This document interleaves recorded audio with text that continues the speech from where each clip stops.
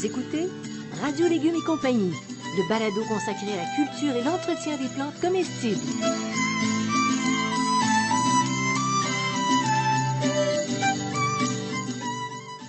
Laitue, Basilic, plantation, poivron, bleuets, pollinisation, haricots, arrosage, fraises, insectes ravageurs et maladies, concombres. fertilisation.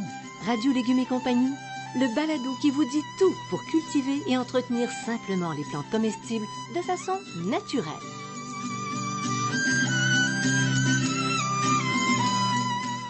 Cette émission vous est proposée par Actisol, producteur d'engrais naturels recommandé par les professionnels. Actisol, entreprise agricole québécoise depuis 3 générations, produit l'engrais Mère-Poule depuis près de 25 ans. Soucieuse de la qualité de l'environnement, Actisol recycle et valorise chaque année des milliers de tonnes de fumier de poules pondeuses. Cette production locale et peu énergivore permet la fabrication de produits naturels faciles à utiliser pour les jardiniers. Profitez de la simplicité d'application des produits Actisol et demandez-les dans votre jardinerie. Ici Janine Ross, c'est un plaisir de vous retrouver. Je suis en compagnie de Bertrand Dumont, horticulteur, auteur de nombreux livres sur les végétaux et spécialiste des plantes comestibles. Bonjour Bertrand. Bonjour Janine. Tu nous fais voyager aujourd'hui, tu nous pars de l'Asie en passant par le sud de la France, peut-être l'Italie pour atterrir dans notre cour ou sur notre balcon. Mais surtout en Italie. Mais surtout en Italie. Parce qu'on parle du pesto. Pardon, on parle du basilic. C'est tellement la même chose là dans la tête des gens.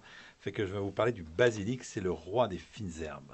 Alors là, tu lui donnes un grand titre, mais fais-nous voyager. Mais c'est pas tout à fait un titre qui n'est pas voulu, qui n'est pas, je trouve pas mon mot, ça va bien.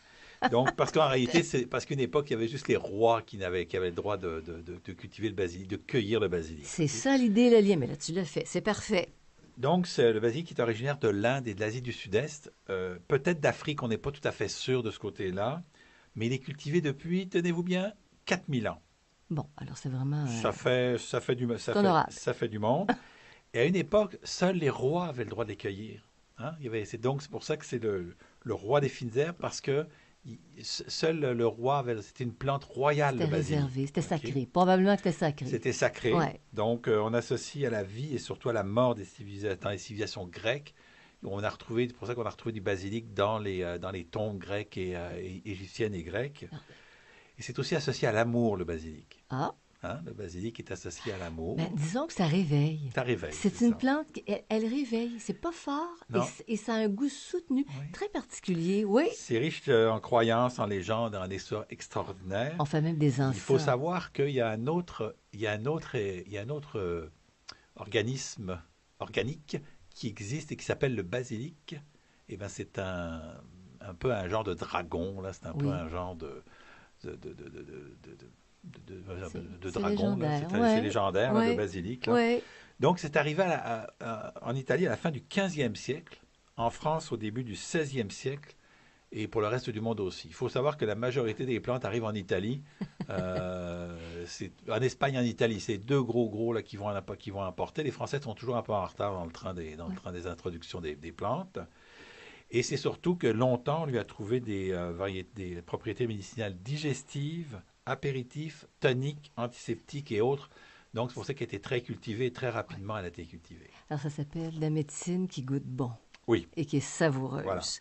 Il y a différentes formes de basilic. Ça, c'est un monde, mais tu nous résumes ça. Il y a deux grandes formes. Oui, il y a le basilic à petites feuilles, donc vertes ou pourpres, et les basilics à grandes feuilles qui sont vertes ou pourpres ou à feuillage gaufré. Donc, c'est les deux grandes sections. Puis à l'intérieur de ça, alors là, il commence à y avoir un peu plus de diversité.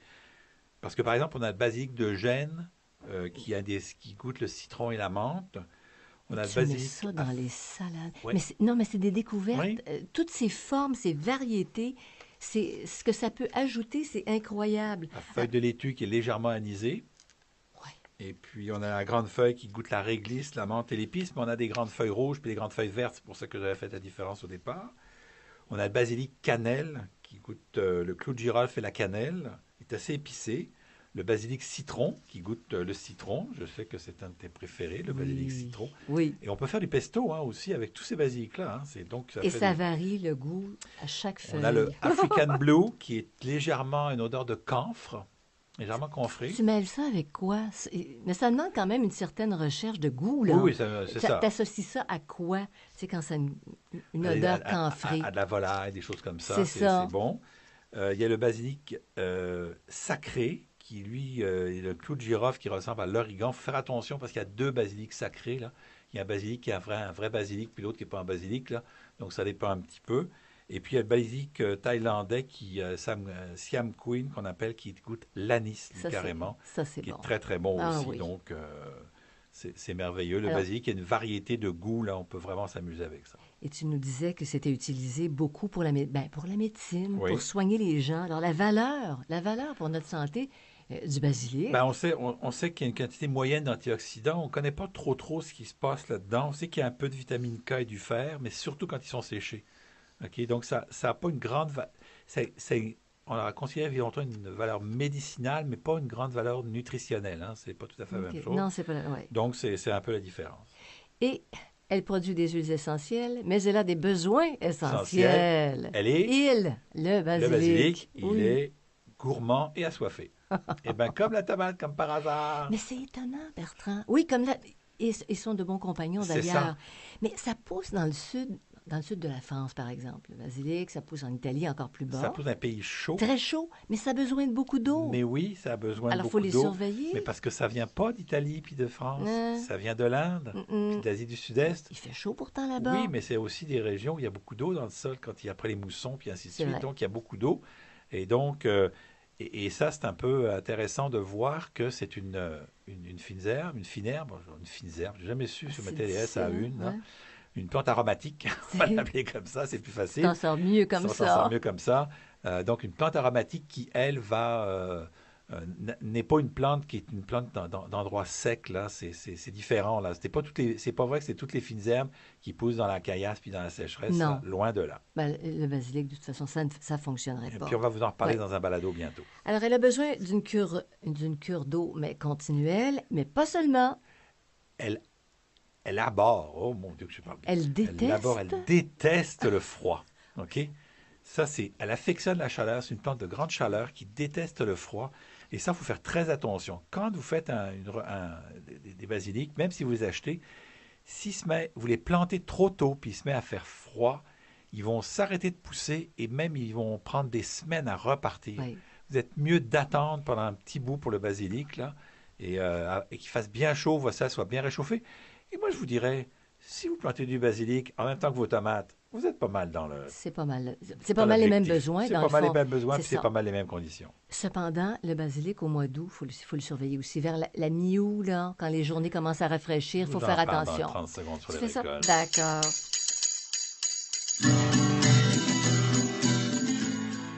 Vous écoutez Radio Légumes et compagnie, le balado consacré à la culture et l'entretien des plantes comestibles.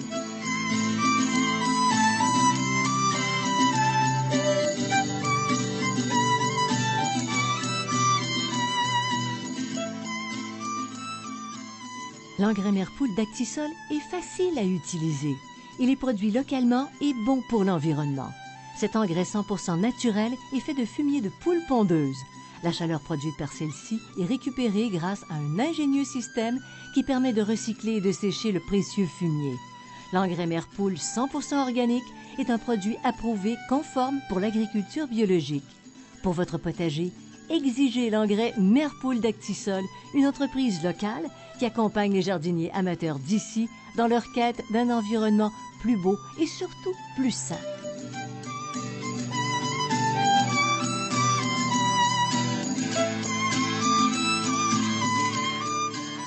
Vous écoutez Radio Légumes et compagnie, le balado consacré à la culture et l'entretien des plantes comestibles. Alors, on les sème, on les achète au magasin, c'est tout correct, La plupart tout du ça. temps, les gens les achètent en pot pour les cultiver. Moi, j'entends beaucoup d'histoires que c'est compliqué le semis de basilic. Moi, je n'y trouve pas. Non, ça l'est pas. J'ai pas trouvé. Non. J'ai jamais trouvé que le semis de basilic était compliqué. Donc, je trouve ça assez facile. C'est environ une soixantaine de jours. Mais moi, je mettrais plutôt 45 jours parce que là, c'est ça. C'est 60 jours avant la plantation. Mais souvent, s'il fait froid, moi, je vais attendre pour le basilic. C'est quasiment la dernière plante que je vais sortir de là. la serre qui est dans le sous-sol. Ce n'est pas une serre, là, c'est un sous-sol. Oui. Mais donc, il faut faire bien attention. Puis c'est des petites semences. Alors, faut que tu les, comment t'appelles?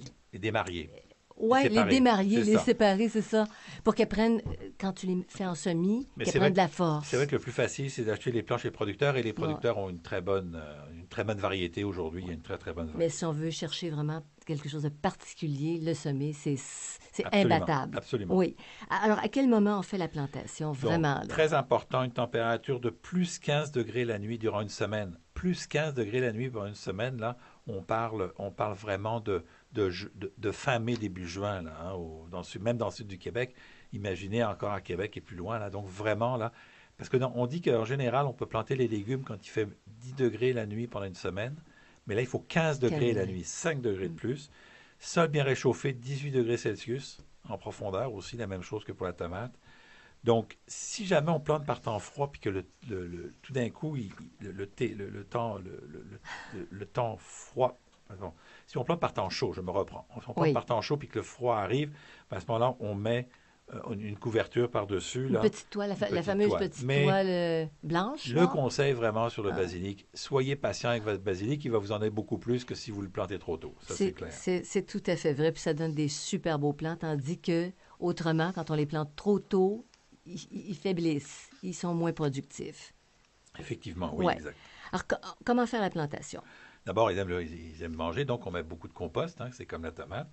Et puis, on laisse à 15 à 20 centimètres autour du plant, donc c'est une plante qui ne prend pas énormément de place. Comme ça, elle peut danser au soleil sous tous les angles.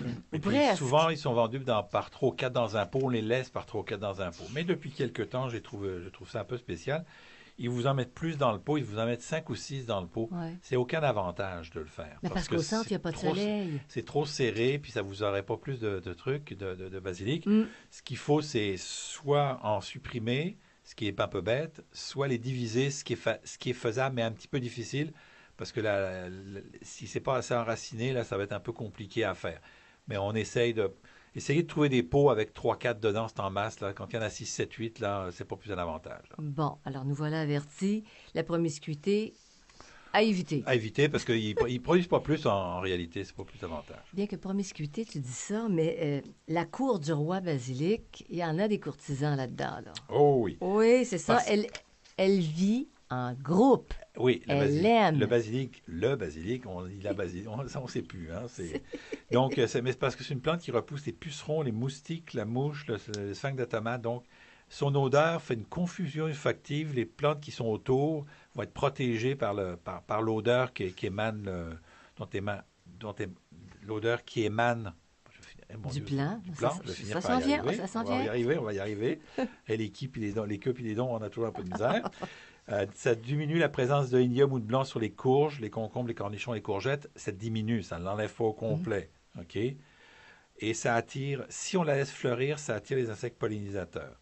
Alors, les compagnons sont nombreux. Aubergines, choux, épinards, haricots, concombres, cornichons, courges, courgettes, melons, pastèques, oignons, oignons verts, origan, poivrons et piments, tagettes et tomates. Donc, Je te on peut la disais, planter hein? à peu près avec tout le monde, là, on ne se trompe pas. Là. Méchant party Oui, au méchant potager. party au potager. Oui. Et en pot, basilic en pot, sur les galeries. Très facile, Super. très Oui. facile. Donc, on va choisir un mélange riche.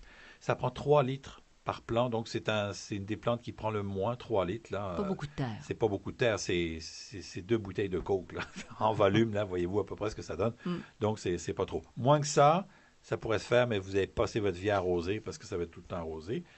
Il faut que le pot ait à peu près une profondeur de 10 cm et un diamètre de 20 cm. Donc, c'est suffisant. Alors, tu en mets sur la galerie, dans les pots. Ça sent bon en plus. Et puis, tu as des stratégies pour que ça produise davantage de feuillage parce que c'est ce qu'on veut. Oui. Ah, mais les fleurs se mangent aussi. Les par fleurs se mangent, contre. oui, les fleurs se mangent. Ouais. OK. Donc, arrosage régulier. Donc, ça, c'est important. Hein. Puis, comme si on les met à côté des tomates, ça va bien. On rate pas notre Fertilisation 2 à 3 fois au cours de la belle saison avec un engrais naturel. C'est drôle, mais c'est comme un peu comme les tomates. Et Elle s'aime beaucoup. Ouais. Hein? Sur les plantes qui sont assez gros, on peut prélever les jeunes pousses afin de favoriser la ramification, puis éviter l'apparition des fleurs. C'est-à-dire que ce qu'on fait, c'est que quand la plante atteint à peu près 3, 4, 5 pouces de haut, on pince les têtes, on prend les têtes, ce qui va faire de la ramification au lieu de prendre les feuilles. Et donc, effectivement, les inflorescences peuvent être consommées aussi. Et donc, on peut faire une récolte qui est à peu près continuelle. Parce que même la tête que tu Ah oui, pinces, même si les fleurs sont pas ouvertes, c'est délicieux. oui, tout est C'est délicieux chez délicieux. Basilic. Ah oui, rien n'y manque. Hein? Bon, les ennemis. Elle a tellement d'amis, peut-elle avoir des ennemis? Oui, elle a des Ou ennemis à il, deux je ne sais ennemis. plus, Le Bertrand. basilic a deux ennemis, c'est il. Le basilic a deux ennemis, c'est les limaces. Donc, soit c'est le ramassage, soit c'est les granules de phosphate ferrique. Hein, donc, c'est les deux utilisations. Ou encore, il y a aussi qu'on a une maladie qui s'appelle la fusariose du basilic. Ça, vous allez vite le savoir si vous avez de la fusariose, c'est que le bas du plant va noircir puis la plante va mourir. Ça manque un peu d'aération. Donc, il faut faire attention de faire une plantation à bonne distance. Il faut éviter les sols trop humides. On dit qu'il faut arroser, mais il ne faut pas quand même que ce soit en excès. Il faut avoir l'œil. Hein? Et il faut détruire les plantes atteintes. Parce que ça, si on commence à avoir de la fusariose, là, faut vraiment, les plantes s'en vont, on les détruit, là, on les met dans le système vert de la ville, là où il va être composté, puis il n'y aura pas de problème. Bon, alors voilà. Et puis, on arrête là pour le moment. Non? Oui? Non. Ben oui, on fait un petit pot. Vous écoutez Radio Légumes et compagnie, le balado consacré à la culture et l'entretien des plantes comestibles.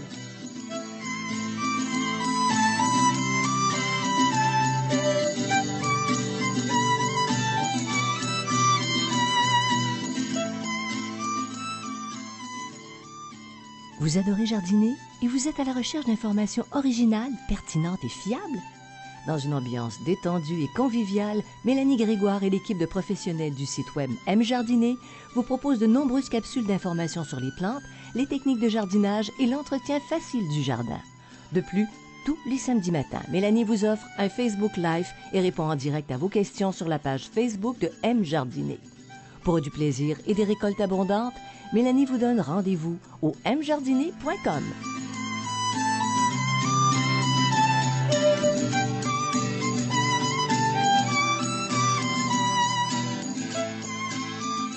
Vous écoutez Radio Légumes et compagnie, le balado consacré à la culture et l'entretien des plantes comestibles.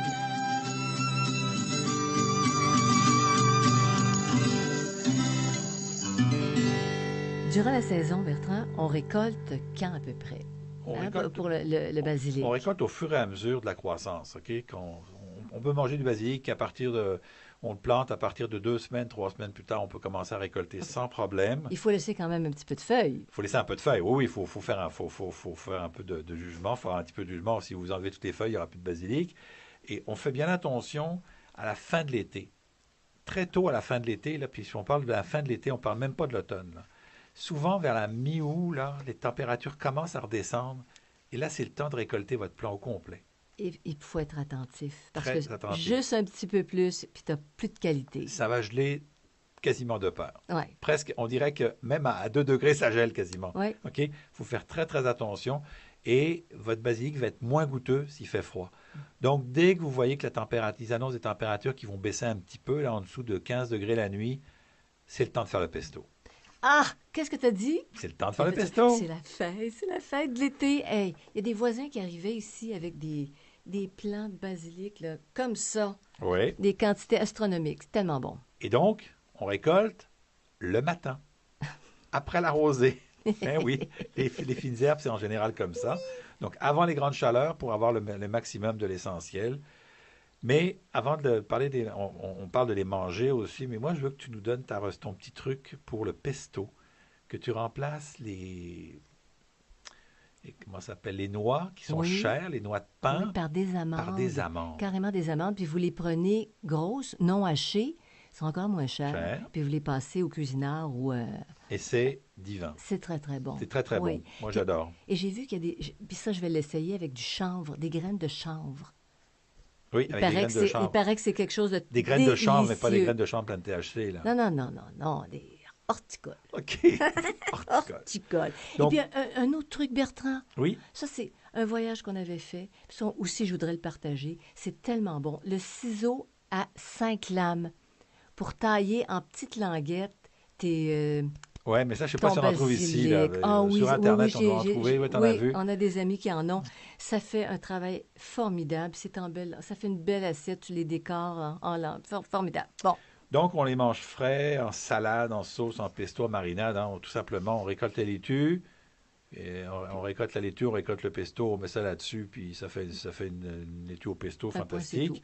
Séché, ça se sèche. C'est pas Oui. le plus avantageux, le séchage, pour le basilic, là. Bien que je suis étonnée, quand on les fait sécher puis qu'on ne on broie pas, on met pas C'est en ça. poudre la feuille, ils gardent le goût parce que quand je fais des infusions, Mais ça a du ça goût. n'a pas un goût fort, là. Ça n'a Pas pas un goût autant. fort. Ah non, c'est On peut aussi incomparable. aromatiser l'huile et le vinaigre. On peut aussi saupoudrer fraîchement hachés. Hein. Donc, on peut les hacher puis les saupoudrer. Et en général, on les incorpore quelques minutes seulement à la cuisson. Si vous les mettez au début de cuisson, ça ne goûtera absolument pas le basilic, là. C'est On vrai. attend à la fin de la cuisson parce que justement, c'est pas très très fort, donc on en profite. Alors ici s'arrête notre voyage avec le basilic. Je vous invite à nous suivre, aller sur la page radiolégumes.com. Vous pouvez vous inscrire à l'infolettre, vous avez plein d'informations. N'hésitez pas à écouter les autres balados qui sont déjà produits. Ben oui. Merci à Actisol, le site M Jardinet. Aussi, un gros merci à Xavier Gervais-Dumont pour la musique, Charles Gervais-Dumont pour le support technique. Bertrand, merci beaucoup pour les informations. Merci, à bientôt sur Radio Légumes et compagnie. Bye bye.